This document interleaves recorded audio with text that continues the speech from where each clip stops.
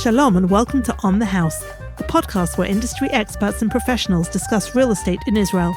I'm your host, Debbie Goldfisher, real estate agent, founder and editor-in-chief of Buyitinisrael.com. Join us as we explore market trends, legal and tax issues, purchasing tips, neighborhoods throughout Israel, and much more. All this is On the House, helping you make the right move. Welcome, everybody, and thank you for joining us for the fourth episode of On the House. Those of you that have listened to the previous episodes, you'll know that this is an introduction to the real estate market in Israel.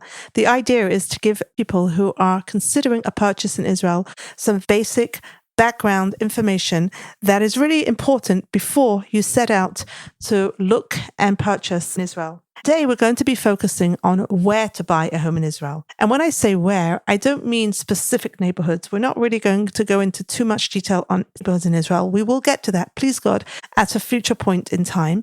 But today, it's more of a general discussion to talk about the country, the way it's divided up, the different types of areas in Israel, and the complexity of buying in various areas. And for this particular discussion, I thought about what sort of professional would be appropriate. And I decided that a suitable professional would be a shamai makarkain, a land appraiser, somebody who values property, land, and looks specifically at the potential of land and various different aspects of it in order to put a price and a value on that property. These professionals are experts in the country and understand better than any other professionals the intrinsic value of land and the relevance of various different aspects that impact the value of that land. In the future, we will do an episode or even more on the importance of hiring an appraiser. But for today, it's not the subject of our discussion. On a personal note, I myself worked in Shamaut Makarkain for a number of years.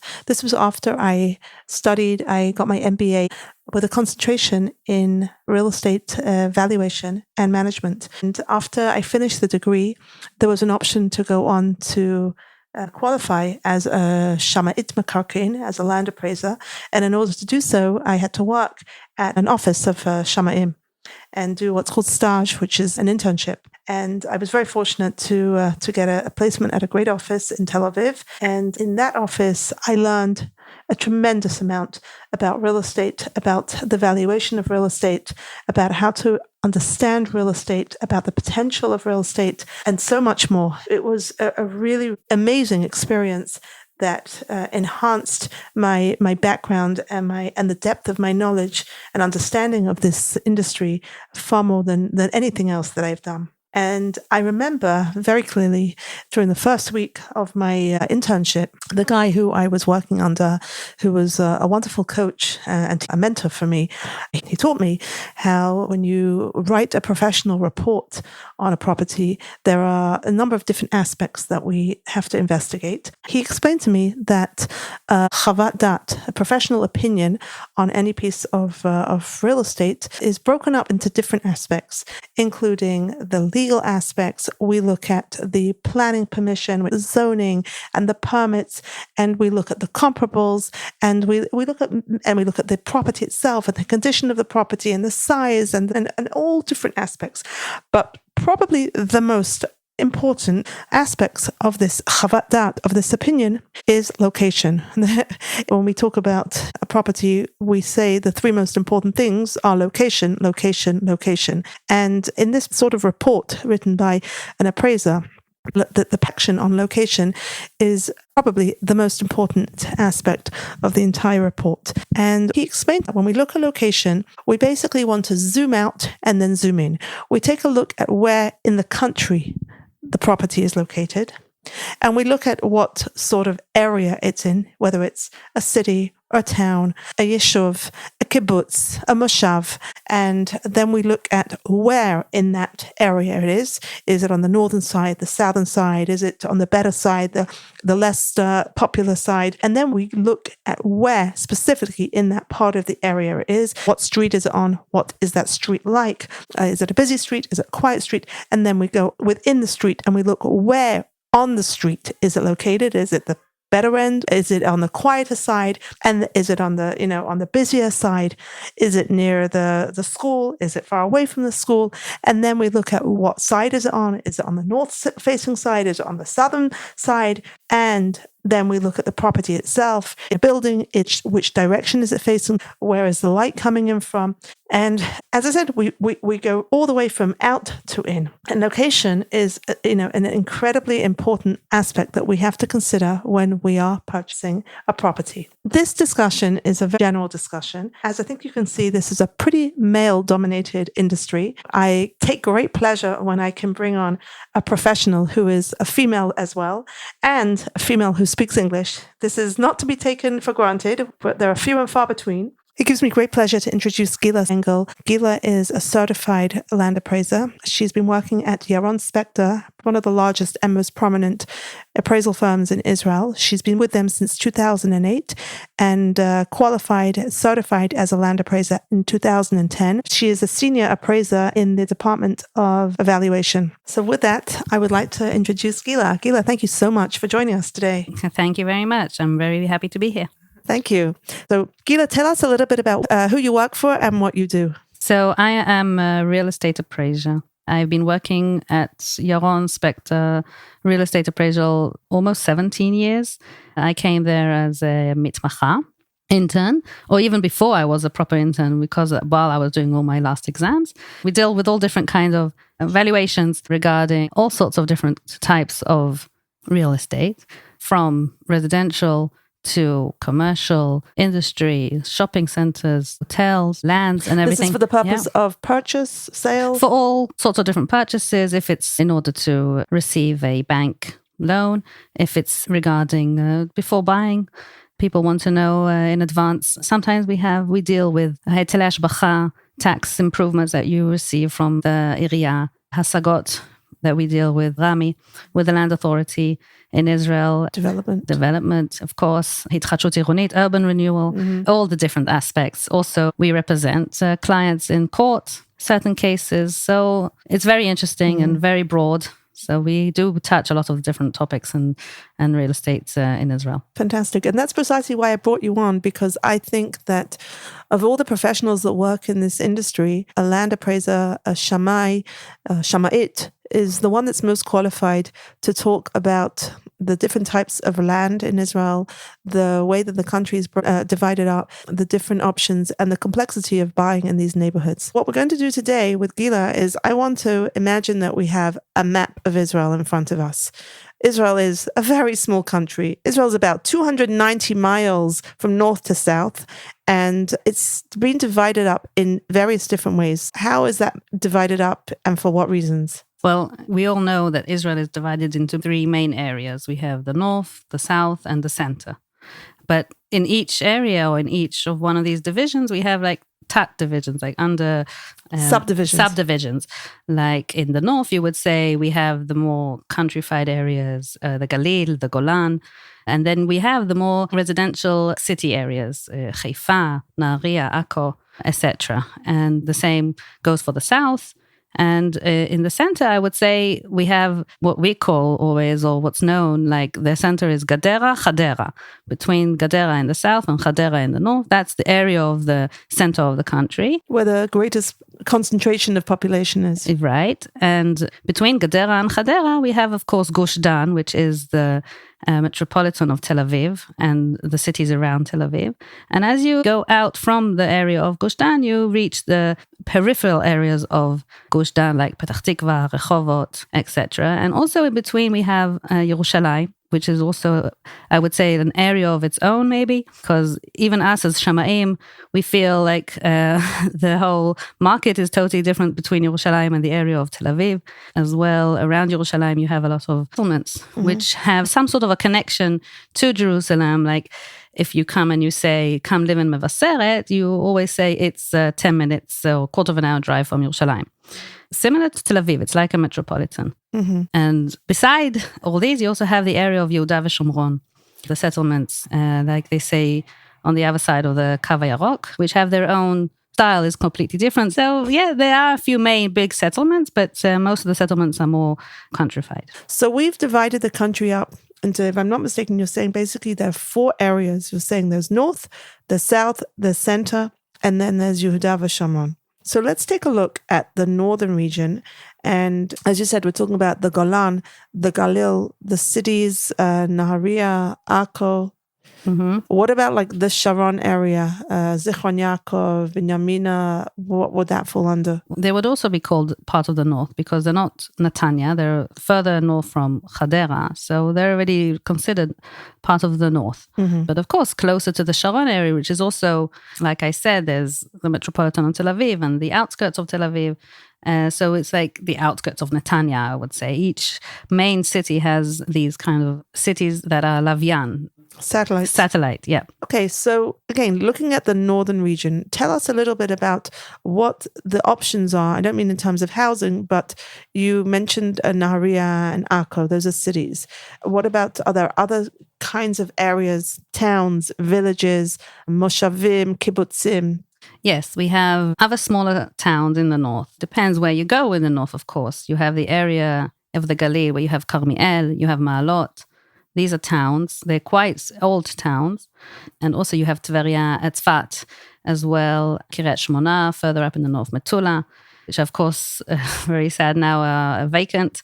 You have Katzrin all the way in the Golan. I hear that Katzrin has a lot of new upcoming developments, which I think the country, the people, we all have to settle these areas in the north and in the south because the population is going to grow so much. We have to expand what we're doing in the north and in the south and bring people to want to live there because, of course, it's very hard to live there when you don't have employment and you don't have a proper schools, infrastructure and everything. Right.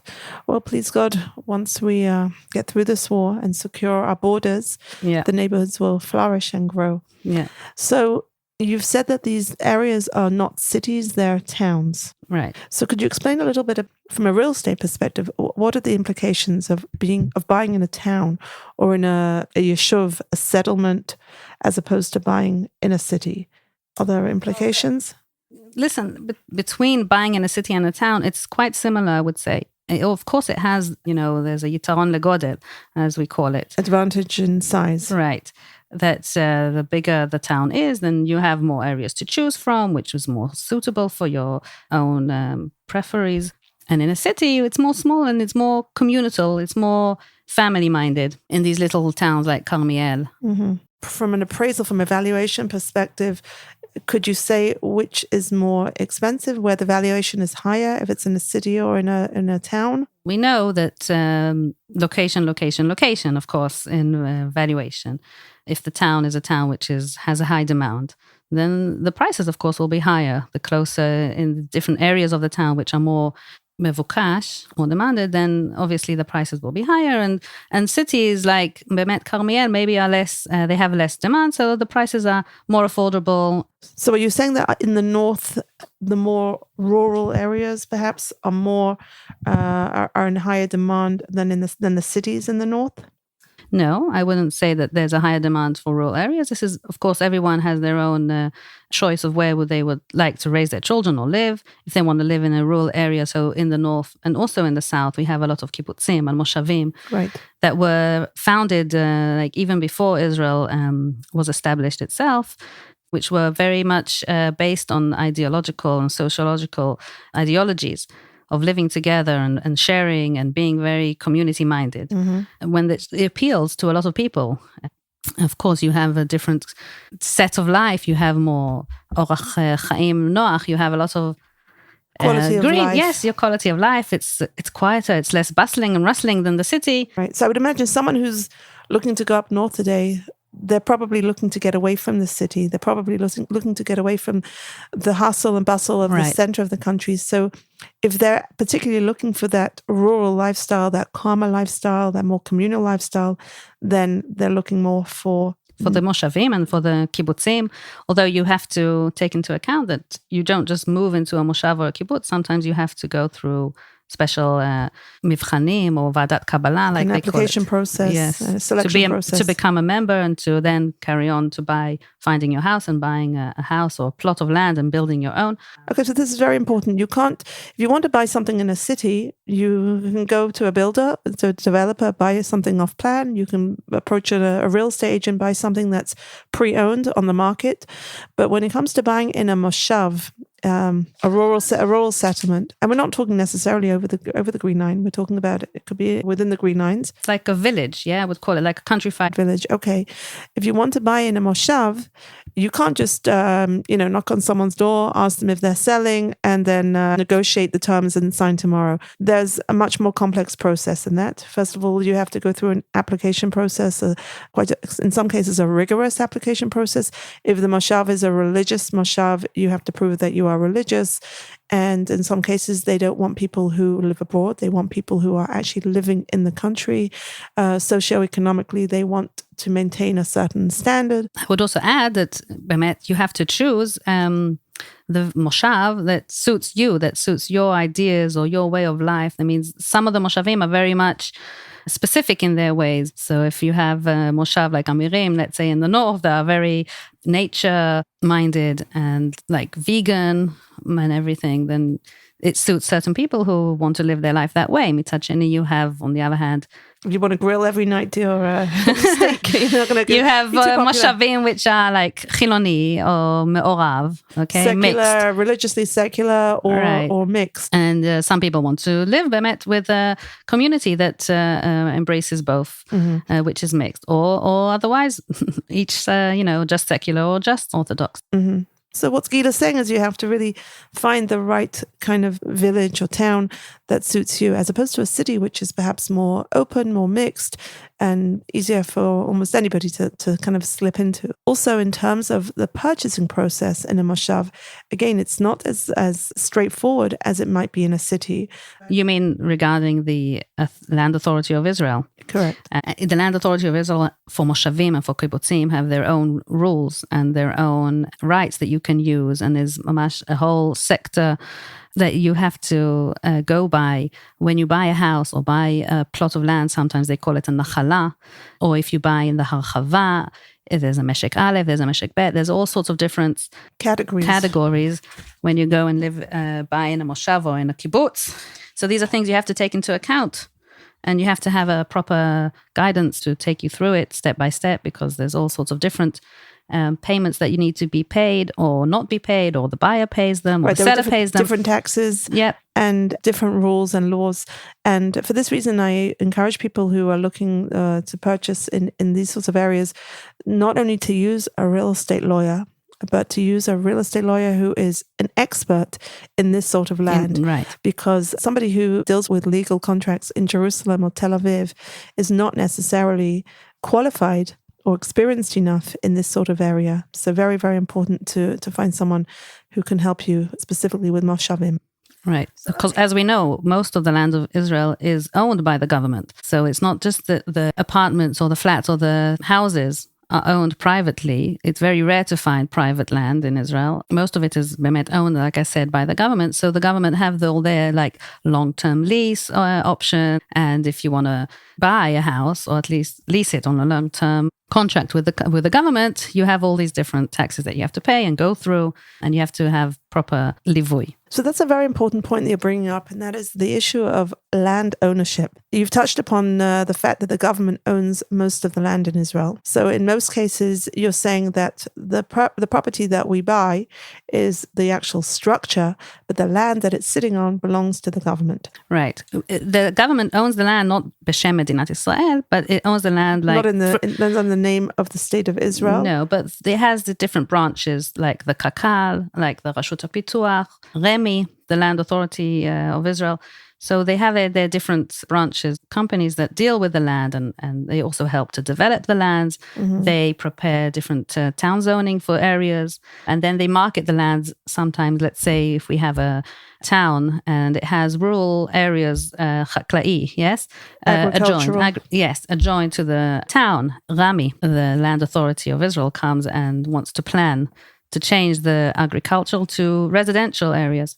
So they can also plan the area turn it into different plots in order to build buildings and houses. And then they go and they lefarsem a mechraz. They promote a tender. Right. And then people can come and developers can try. Sometimes they do it also for the private sector, not just for developers, if it's private housing. But that's only happens in the peripheral areas or small moshavim, kibbutzim. Yes, it's very unusual to find something that the land authority is advertising. So explain to me, if I buy an apartment in Israel today, the land is owned by the state in some shape or form. Mm-hmm. When the lease expires, usually the lease is like 49 years or 99 years. Normally 49 plus 49 or 98. Okay, so what happens after 98 years? Yes, I'm sure people from abroad who hear this, I know in England, let's say the houses last for 300 years and nobody wants to buy a house and you don't know how much is left on the time of the lease. But at least in the residential area, the whole idea now of the land authority of Remi, they want to transfer the ownership to the tenants. That means you do get a long-term lease, and within the year, sometimes you have something to pay, sometimes you don't, and you can get the ownership on the house. But if I buy a private home, let's say we call it samud lakarka, attached to the ground, after the lease expires, can they come along and say, okay, now we want to rezone this land for a tower, for a high-rise residential building? In principle, yes, they could. If the lease is coming to an end and you haven't asked to renew it, you could. But they have to give you some sort of pitzui maybe, or some sort of compensation. Yeah. Right. They can't just come along and say, okay, now we own the land. We can do what we want with it. Or you can also buy the rights of a new land. Okay, that's what I want to know. Do I have the opportunity to buy the rights to the land? Yes. You have the opportunity. You can. You have to pay the tax. There's a tax called Dmei Hetel. You have to pay the difference between what the land that you bought and the rights that you bought for this land several years ago, between the value of the rights that are now planned by Remi or by the authority. So paying on the improvement of the land. Exactly. Understood. Okay. And if the land is not owned by the government and it's not owned by the private owner, who else can be? Who else could be the owner of the land? We know in Jerusalem we have the churches, the church land, church-owned land. Yes, and that's it's a big headache. A big headache, yeah. Right? Because their term is coming, their lease term from the church. Actually, in Yerushalayim, as I know, the church is the owner, and Kakal, the land authority, is the one who is the long-term leaser from the church. Their term and their contract is coming to an end, and they're worried, all the tenants that did like a sublease from the Minhal, from the church, they're worried what's going to be with their rights, with their flat, with their houses. This is in certain central areas of Yerushalayim, even in Talbiya, Rechavia. There's ongoing all the time different transaction being done with the church or with different developers who are trying to buy the rights of carrying on this lease term. And obviously that impacts the value of the property. Yes, definitely. Because there's the ivadot, as we call it. Uncertainty is one of the big major things when we come and we check value of a different property or asset.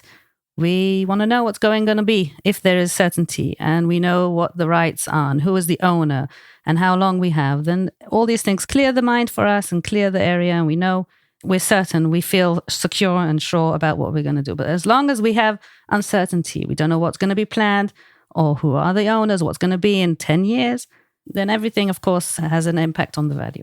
Sure. Okay, great. Okay, if we go quickly down south now and look at the southern region, tell us a little bit about what we have down south. A lot of desert. And we have a lot of cities which are also being developed lately, and a lot of people are wanting to move to the south in the area of Netivot, of Ofakim, Shderot. These cities have been enjoying the last 8 years of increase in their population. We have Beersheba as well, which is the major metropolitan of the south.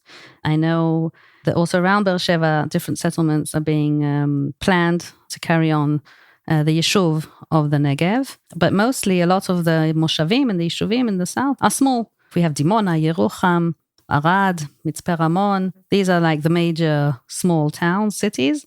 And you have the Moshavim and the Kibbutzim, like we know now on the border of Gaza, that we kind of owe them because they were the front line for the country. Absolutely. Well, I've no doubt that the government and outside donors will invest very heavily in the redevelopment of the southern area.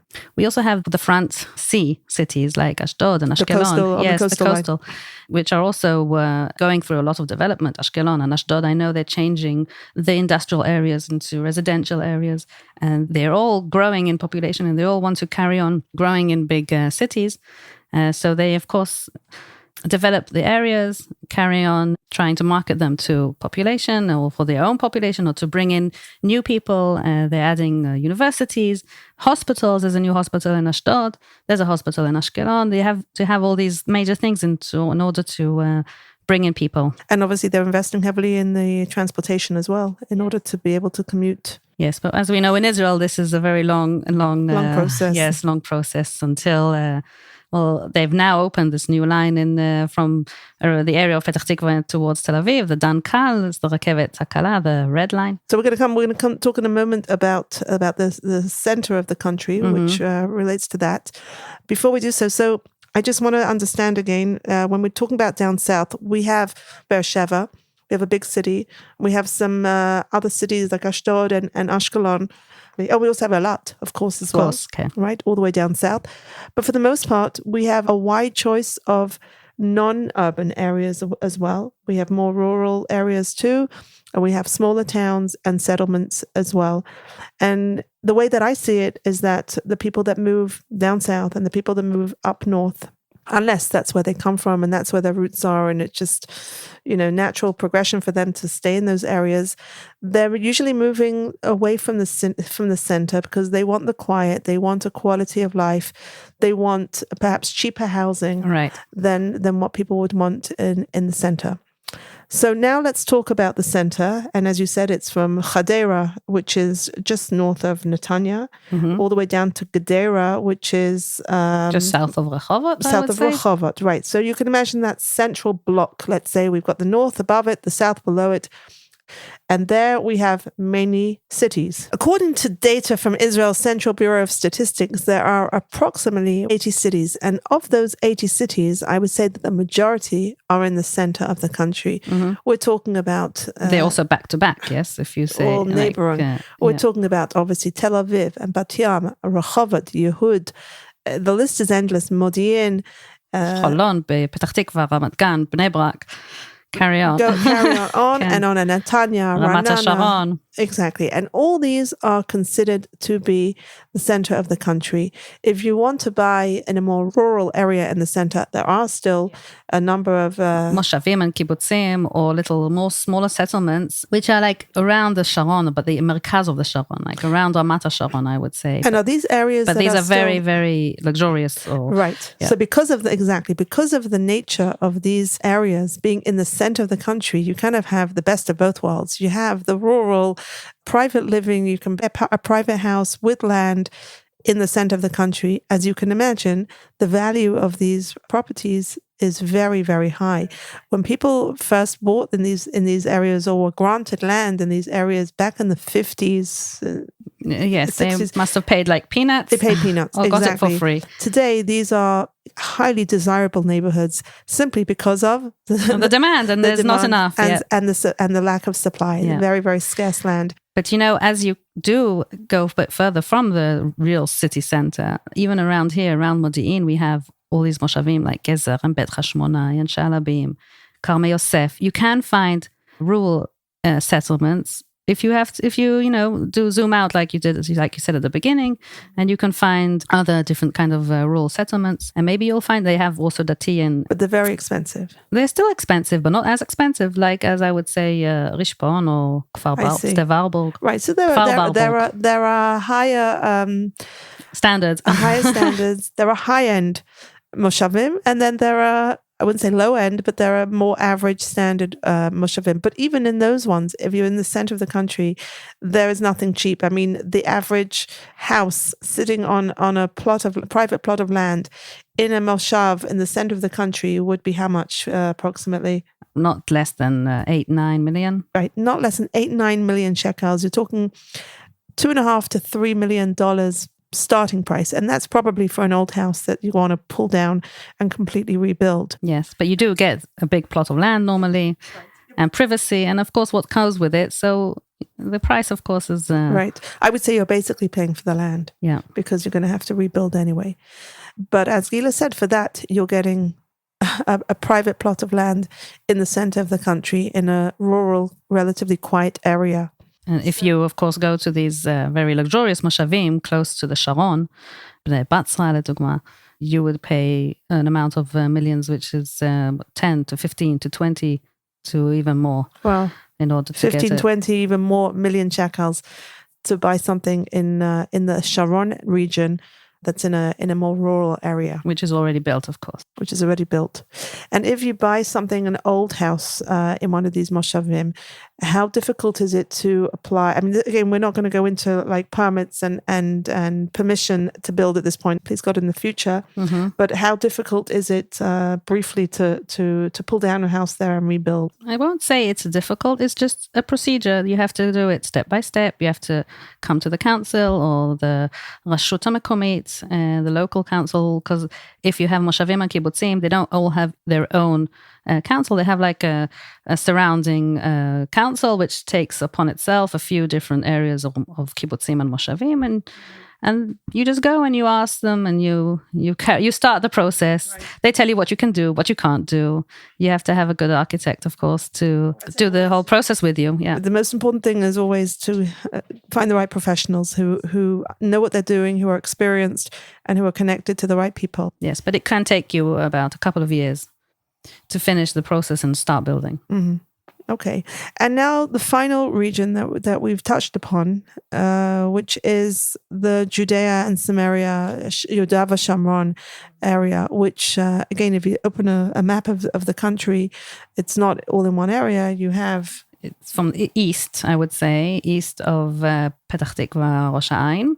And it goes from north to south. Yeah, it goes from north to south. It goes, I would say, from the area just south of Afula towards the area of Har Hebron there, just north of Arad. Mm-hmm. Even near Modi'in, right behind Maccabim, is a part of Maccabim is even considered east of Jerusalem, and like take a whole piece. Chunk. Yeah, chunk. Mm-hmm. And in Yehuda v'Shamron, we have mainly settlements, mainly Yeshuvim, but there are a few cities, and those numbers are growing. We have Ma'ale Adumim, right? We have Ariel, Efrat, just to name a few. So tell Kiryat Arba. Kiryat Arba, exactly. So tell us a little bit about the areas, the options that we have in Yehuda v'Shamron. So there are new developments happening in all most in some of the Yeshuvim, even in the bigger ones and in the smaller Moshavim in the Shomron. Shomron and Yehuda, there's also Binyamin, of course. So there is an option to buy from a developer. Normally the apartments are a bit bigger than what you would find in the city center. They're more... Because there's more land. Not just land, but they know that the people who want to come, who they're not looking for the little 2-3 apartments in Tel Aviv. They need 4, 5, 6 room apartments. Right. They would like a big balcony. They want a garden apartment. So they have these different kinds of projects to appeal to these kind of people. So you can buy from a developer. There aren't many new projects going on because they're always stuck with the process between the government and political issues. Yes, political issues. Mm-hmm. So we won't go into that. But when they do have something and they have a permit and there is a developer and he starts building, then I know that there's a lot of demand because a lot of young families find it hard to buy in the city center, but they don't want to be so far because Yehuda v'Shamron is not so far from the city center. And they're investing huge amounts in the infrastructure and the roads to be able to commute to the center. Yes, and also they give you a sense of security. They try to give you a sense of security, but of course it is a risk that people take when they go and they live in the settlements. Well, they're also going for ideological reasons to settle the land and to gain a tremendous quality of life, community life that for many people they can't find in a city. Right. But you should know that the area of Yehuda Shomron is not under the supervision of the Rami, the Israel Land Authority. They have a different division called the Minhal HaEzrachi. Okay. And things there work a bit differently.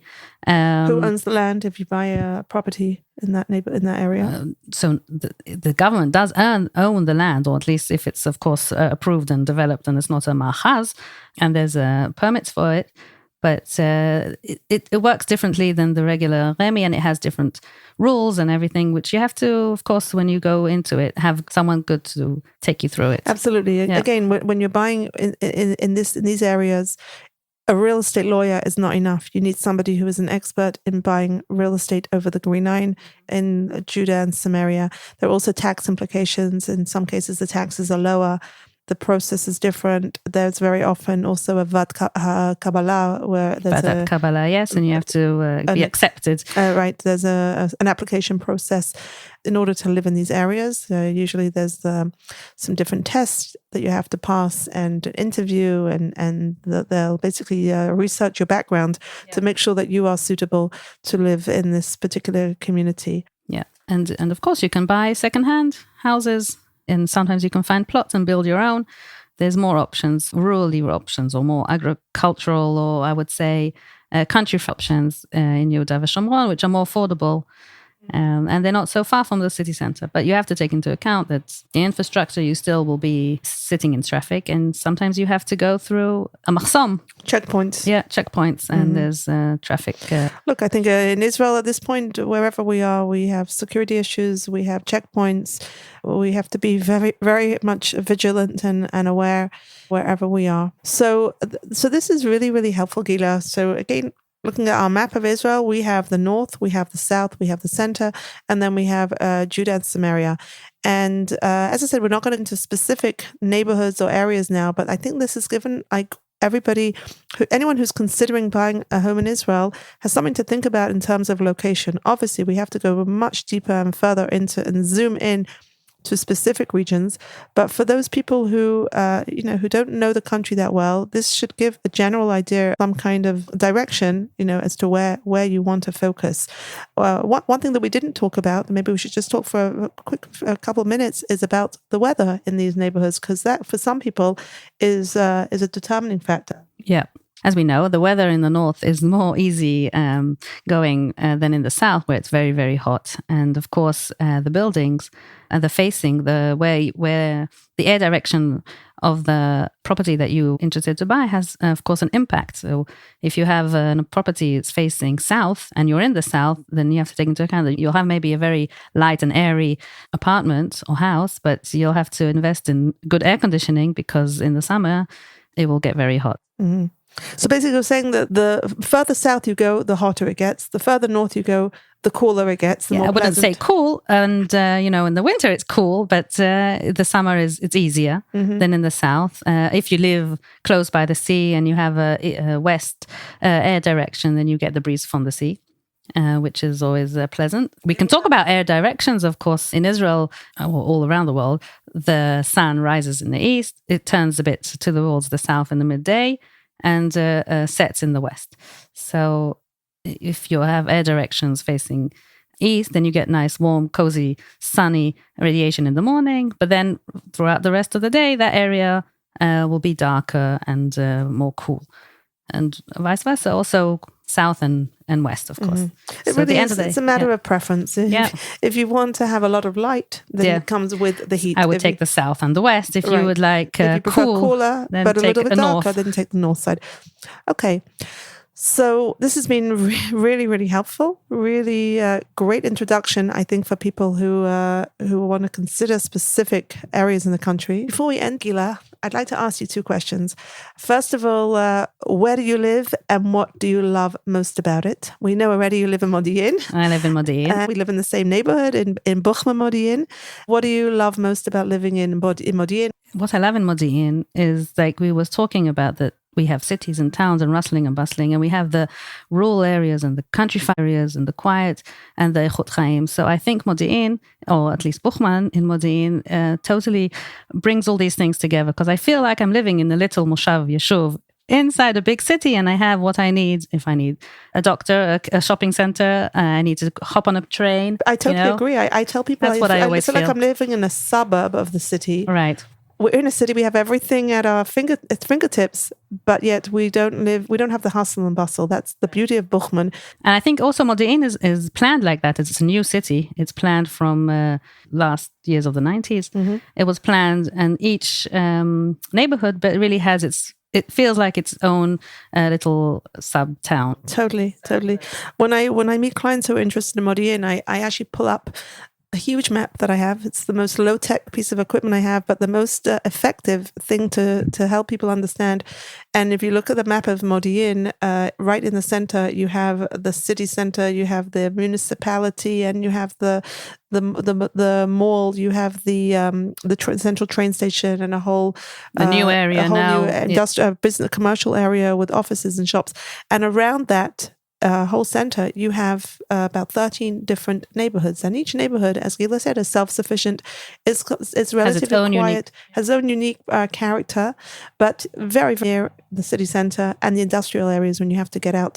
But you still feel peace and quiet, and you have also a lot of green around you, because we have all different areas that we can go and Tayel, and it's like 2 minutes drive, 5 minutes drive, Park Canada, Yarat Torah, Agvaot HaDromiyot. There's all sorts of different nice areas, Ben Shemen, Yar Ben Shemen. Everything is so close, and yet you're in a city. And so you can... I always say one of the best things about Modi'in as well is that there's no traffic. You can get anywhere in Modi'in, because there's barely any traffic lights. There are barely any traffic lights, but also the way that the city was planned was that it's so easy to get around, and I mean, wherever you want to go, you're within a 5, 6, 7 minute drive at the most within the city.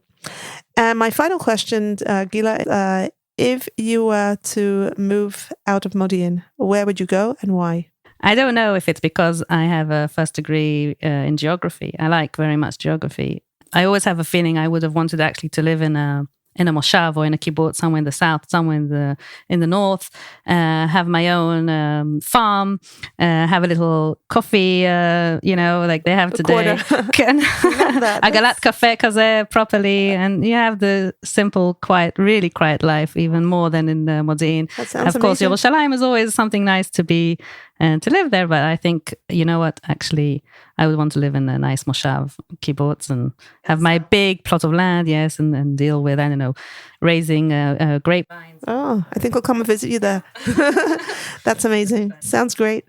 Gila, thank you so much. This has been so helpful, informative, and you've got such great insights. And as I said, you've given us information that is very hard to get from other professionals in this industry. And we really appreciate your time and your expertise. Thank you so much for having me. It was a pleasure. Thank you, everybody, for joining us. This brings us to the end of our opening season of On the House, which has been an introduction to the real estate industry in Israel, especially for those people who are considering a purchase in Israel and want to understand how things work and what they can buy, and to have a basic understanding of the market before they set out to make a purchase. We started out in episode 1 with Hausner from the Israeli Builders Association, who talked to us about the economic forces that are impacting the housing industry, and in particular, the crisis that the housing industry is experiencing as a result of many different factors. We then spoke to Gedalia Borvik about different types of homes and the tracks or routes through which you can purchase a home in Israel. And then we spoke to Zev Schumacher about how do I buy a home in Israel? Can I buy on my own, or do I need an agent? What is the role of the agent? What is the commission structure, and the various differences between working with agents in Israel and abroad?